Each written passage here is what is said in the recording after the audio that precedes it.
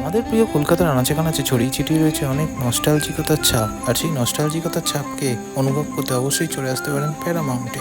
1936 সাল থেকে দাঁড়িয়ে রয়েছে এই দোকান, যার স্বাদ সত্যি আজও অতুলনীয়। সেখানে খেয়ে ফেলতে পারেন এখানকার বিখ্যাত ডাব শরবত, আর তার সাথে অবশ্যই একবার চেখে দেখতে পারেন এখানকার কোকোমালাই, যা স্বাদে অতুলনীয়। এখানে নাকি একসময় বিপ্লবীদের আনাগোনাও ছিল। এখানে এক সময় এসেছিলেন নেতাজি সুভাষচন্দ্র বসু, এছাড়াও সত্যজিৎ রায় ও আরও অনেক জ্ঞানীগুণীরা।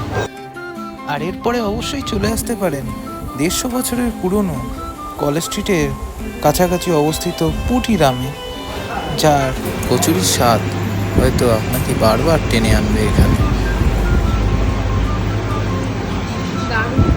এরপর শেষ পাতে নিতে পারেন মিষ্টি, আর মনটা হয়ে যাবে একদম মিষ্টি মিষ্টি। আর এই সমস্ত স্বাদের ভাগ পেতে অবশ্যই